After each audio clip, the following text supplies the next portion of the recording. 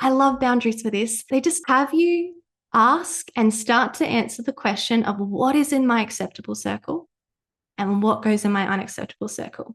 And back then, it was more acceptable for me to let myself be uncomfortable, to not possibly make somebody else uncomfortable. And now I am more interested in making a comment, asserting that I find that unacceptable personally. And with that, rescinding myself, whether it be cognitively from engaging in the conversation or physically removing myself from the place. Hello, my beautiful friends. My name is Dr. Becc. And I am Kristeen Barker, and this is Am I Doing It Wrong? A podcast for doctors by doctors. Dr. Becc is a mindset coach and medical doctor who specialises in liberating driven professional women from the limitations of perfectionism, imposter syndrome, and people pleasing. She's basically the cheat code for getting out of your own way, showing up authentically, and living a life you're proud of. And Kristeen is a medical educator and nephrologist who creates resources for doctors in training that I truly think are an unfair advantage. She makes complex topics super simple and takes the pain and uncertainty out of passing your medical exams. Kristeen and I connected a few years ago via our online platforms, and over the years we've discussed countless highs, lows, and in-betweens of doctor life. And in doing so, we've experienced firsthand the power of vulnerable conversations to show us where we're getting in our own way and underestimating our capacity. So we want you to be part of the conversation and experience these same results. Every week on the pod, we'll be bringing you conversations which shine light in dark places, normalise the doctor journey, ease unnecessary suffering, and give you actionable steps to thrive in all facets of your life.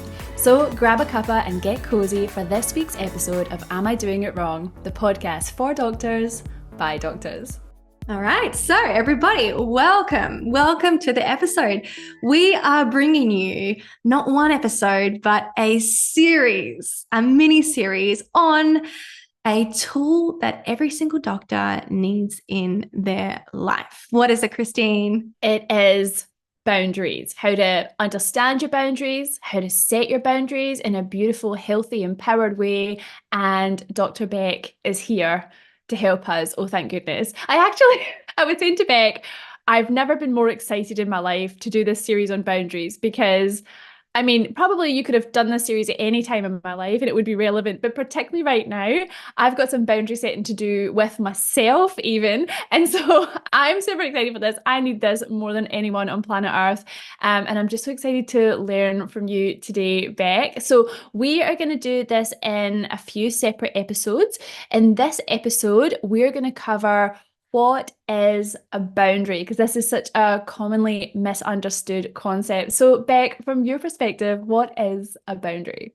It is commonly misunderstood. And even I trip myself up sometimes. I find myself still thinking that I'm setting a boundary. And then I find that actually when I dig back at it and look, I'm twisting a few little parts of the concept. So let me just start with the most common thing that comes up, which is when people come to me and they say, my boundary didn't work. And instantly my ears prick up because I'm thinking it's very unlikely that the boundary didn't, quote, work. But the fact that you're saying that makes me think that you might be using boundaries to do something that they're not quite supposed to do.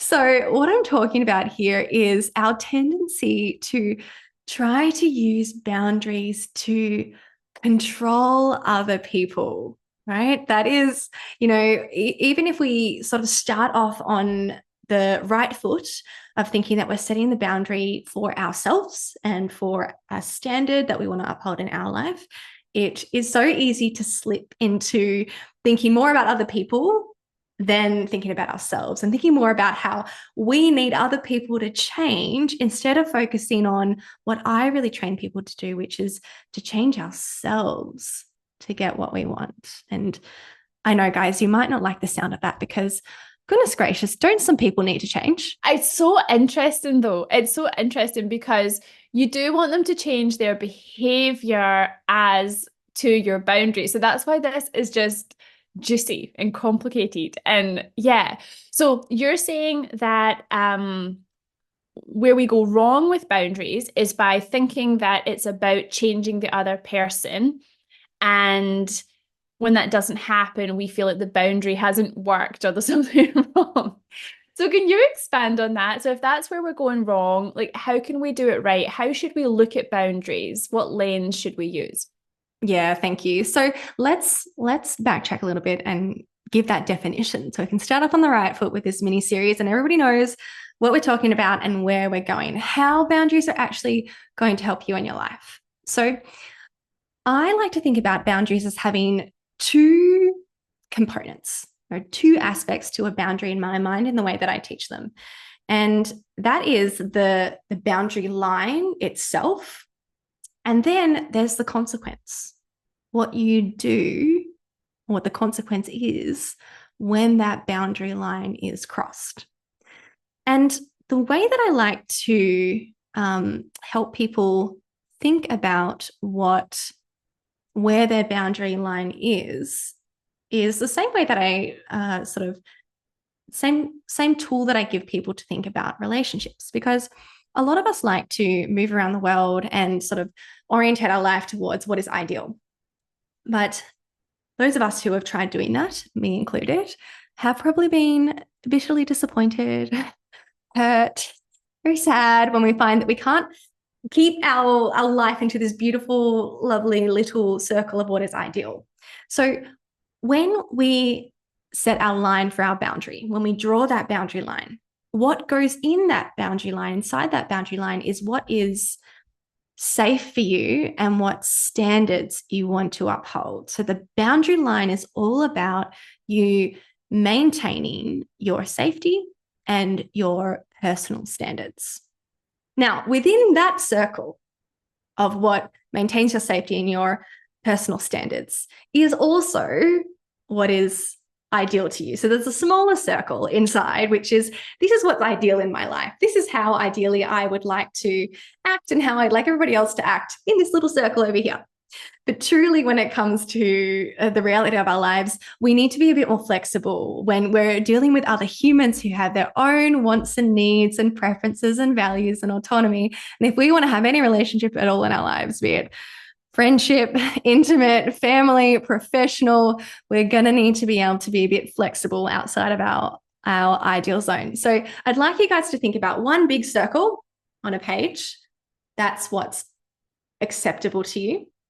And then a smaller circle inside, which contains what is ideal to you. Now, anything outside this bigger acceptable circle is unacceptable.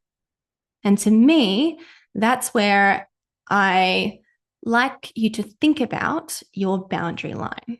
What is unacceptable to you in your life? So that's the first part. It's the boundary line. And the second part we talked about is the consequence, which is simply, what will you do when that line of what's acceptable is crossed over into what's unacceptable to you? What will you do? So how does that sit with you, Kristeen? Do you have anything to add or change or? Oh, I really love this. So I just really love that analogy of having your ideals and then what's acceptable and then what's unacceptable. It just makes it super clear. Obviously, you'd have to have a little think about it. But what I find interesting about boundaries is, in terms of identifying the boundaries in my own life, it feels like I identify a boundary by being very imperfect and very, very human. So I'll come across a scenario and I will not show up in a way that I'm excited about, that I would like to show up. There'll be something I do in terms of my behavior that I'm just like, and I guess it's happening because I'm uncomfortable. There's an emotional response. Maybe I'm sort of triggered, or I like to use the word activated instead of triggered now. But there's something that's happened and I get an emotional response, and it feels like that's the way to identify where the boundary is. Would you say that's true, or is there a way to identify your boundary without having to experience it first? How do you experience boundaries, and how do we know where the line is? I have the same experience, actually. I don't think about boundaries as being something that I can decide upon in advance. I've never, well, actually I have tried, but I've never successfully sat down with my circles of what's ideal and what's acceptable and been like, yep, I'm good. This is my roadmap for life. This is what I will accept, and this is what I will not accept. Unfortunately, I too have had to go through that brutal trial and error, brutal at times, where you find yourself in these situations, you're like, well, I never thought that I would have needed to communicate that standard to somebody else, either because this other person has wildly different assumptions and expectations and norms or standards in their world about what's acceptable in terms of how you treat and interact with another person, but also myself, like you. I'm very much guided by, and a lot of the work that I try and do for myself to guide myself in the world is being able to recognize those emotions and hear the messages that come with them. I like to, I certainly don't believe every emotion. It's not like if I have a negative emotion, then I'm like, whoa, something is unacceptable to me here. I'm out of my integrity. Something needs to change. But it's my clue. It's my smoke alarm system that says, hey, I smell smoke. It's possible there's a fire here. So let's look into this. But yeah, the thing actually, and Kristeen and I were talking about this before the episode, that boundaries are something that are explorative and iterative. Not only do we have to trial and error, as Kristeen's saying, to work it out, but also you learn a little bit about yourself that you could have never seen before with each boundary violation, or with each, line that's crossed or line that's nudged. And then you get an opportunity to decide what to do with that data. And your emotions, as Kristeen is saying, they're going to be your best friend. They're your wingman here when it comes to working out when it's time to potentially set a boundary. Yeah. And can you give us some examples? I mean, something that come to mind for me I feel like your intimate relationships, it's so easy. You're with that person more than anyone else usually. But I think it can also show up with family members, like parents or siblings, in terms of, I feel like you know, people often, I'm actually very blessed in this way. I do get on with my family, but I could totally understand that concept of, when everyone gets around at Christmas time or any other festivals or anything you celebrate in your religious context, that there can be these family dysfunctions and all of that sort of stuff. And I guess putting boundaries there can be a place. And the other place that I've found in my own life is probably at work. Like, I think what's expected of me versus what I do, what I'm asked to do, what I say yes and no to. And like you say, you just gather data about how you're showing up, how other people are showing up and interacting with you. Can you think of any other examples in your life? Yeah, I even think about, sitting at, the bar or the pub when it's one of those places, I'll go with my partner and we'll sit around with this group of people and everyone's just kind of chatting. And they're, some of them are friends and some of them are strangers who are almost like acquaintances who are sort of there on the regular and things like that as well. And that's an interesting space to think about too, because yes, boundaries are probably most important when it comes to getting this data and making these decisions about our longer term relationships in our lives, particularly the relationships that we don't pick as well, where it's a workplace that you really want to be at, but maybe you've got that difficult person, and goodness gracious, medicine is full of fascinating personalities.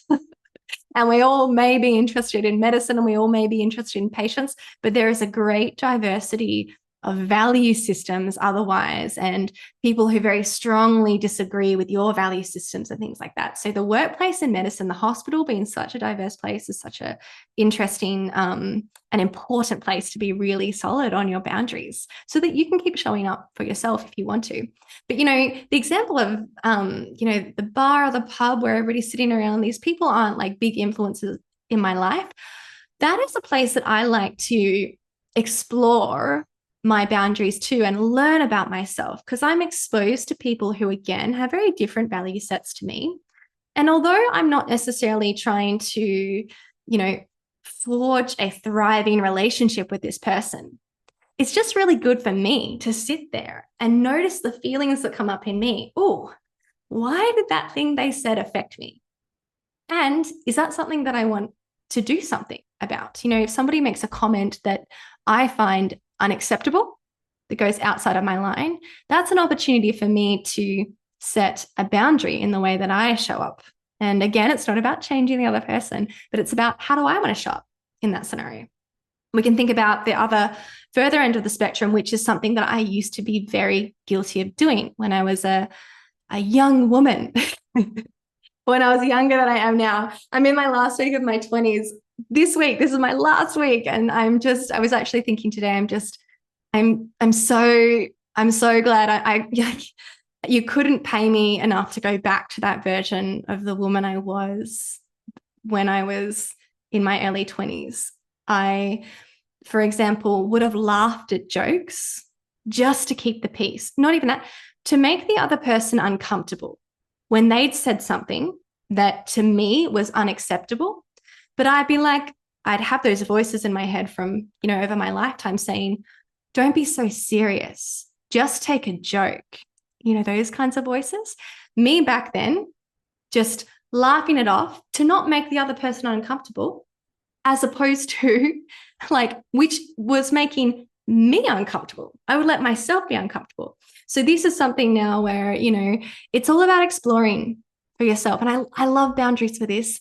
They just have you ask and start to answer the question of what is in my acceptable circle and what goes in my unacceptable circle. And back then, it was more acceptable for me to let myself be uncomfortable and to not possibly make somebody else uncomfortable.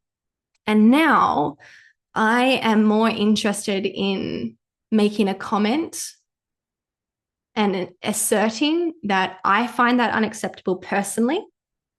And with that, rescinding myself, whether it be cognitively from engaging in the conversation or physically removing myself from the place. And it depends on the time, it depends on the comment, depends on, you know, all the specific circumstances. And with that as well, we'll talk about this later in the series.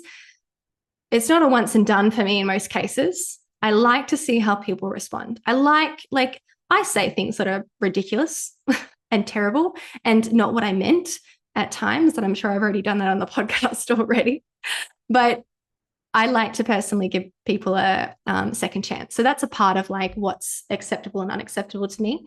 I'll give people a chance to hear my response and my perspective and what I think. And then hearing how people respond to that, hearing how people respond to what's important to others is probably more important than the comment in the first place to me.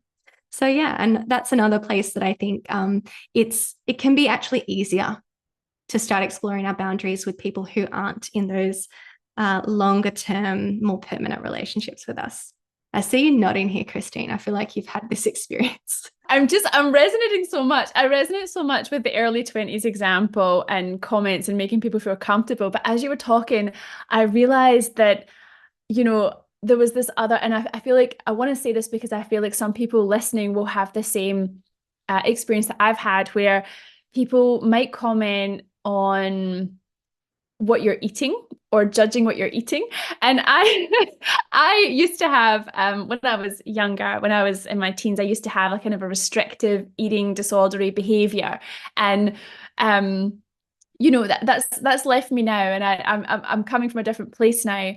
But in this decade, in my 30s, if someone was to say to me, and it definitely has happened, you know, at barbecues or whatever, people will say to me, "Oh, like you must be hungry, hey?" Like, I mean, because I'm eating a lot. I mean, I'm the chick at the buffet, like piling it on. Like, do you know what I mean? Like, and that's okay. But when people shame me about that, I'm sure there was a version of me in my 20s that used to just kind of be shamed. And the current version of me is like, I'm not shaming me. And that came from, but I guess, yeah, it's interesting. Like, the more we talk about it, the more I realize boundaries are everywhere, and they're like around every conversation you have. Like, they're every time you're interacting with another person, really, there is that potential for a boundary to pop up. And also, like I was saying at the start, like even in the relationship I have with myself, I'm currently having to parent myself and put boundaries in place for myself so I can overcome some of my blocks with productivity and things recently. So I think just coming back to what you said, though, what I'm really hearing here is that boundaries are about the self. They're not actually about the other people. And what's really beautiful is what you're saying is thinking about these, understanding where they show up for you, recognizing them is something that we should be looking for, those smoke alarms, as you called them. And then once we understand them, it's the next step to being empowered in our boundaries, because we can let other people know about them. And I think possibly in the next episode, we'll be talking about how to do that in a healthy, empowered way. So I feel so excited. I feel so excited to explore this with you. And I guess I just want to encourage everyone who's listening to have a think about where you know this has come up for you in the past, boundaries you've maybe set really well, maybe you still yet to set. Have a think about where this is showing up for you in your lives, because Becc is going to help you unpack it in the coming episodes. We sure are. And let's just finish with that for this episode, that boundaries are about yourself. And in particular, they're set from love for yourself. That's really where we're doing this. So you're loving yourself enough to protect, define what keeps you safe and what are standards that you're willing to accept in your life. And you can set these boundaries in a way that's not only loving towards yourself, but also loving towards another person who's involved with this too. There's this space when you can work with your mindset to recognize what's your responsibility and what's their responsibility, where you recognize that other people are different and they will always be different. You're never going to come across another person in the world who is exactly the same as you, with the same value sets and the same assumptions and expectations and things like that. And to think that any of us could understand, even me at the bar with this guy who's making a comment that I find offensive to people everywhere. I don't know how this person got to the point in their life where they believe that. I don't know if every single person in their life has always taught them that, and he's been made to feel unsafe anytime he stepped out of that paradigm. And I'm not saying that it's okay, but I'm saying that you can set boundaries from a place where you decide that you're going to remove yourself from a situation, that there will be a consequence, and you've decided that, that's not good enough for you. So you're going to take yourself cognitively or physically away. And you can do that in a way that doesn't make them the villain. Because the moment you make them the villain, what are you? You're the victim, right? So we want to set boundaries from a place of love. And so we're going to bring up all these different scenarios with all these really difficult emotions that come part and parcel with setting boundaries, both deciding to set the boundary, just meditating on setting the boundary, actually executing the boundary, what comes after the boundary. There's going to be so many difficult emotions for you coming up in this situation, and potentially for the other person too. And when you come back to what is loving and what the purpose of the boundary is, it's going to ground you in a place to hold this boundary and execute on this boundary and iterate on this boundary in a way that serves you and doesn't hurt anybody else, or doesn't tear anybody else down around you as well. So we are so excited for this series. Please don't feel afraid of boundaries. Please hear that they're set with love for everyone, and they can be such a beautiful thing in your life when you really, truly understand what boundaries are. They're so empowering and they're so, so loving. I love that, Becc, and I cannot wait. And we'll see you guys in episode 2. I've been waiting all my life for something. I've been down the darkest roads and up in the clouds, but I've always felt that something's missing. That was until I found you right there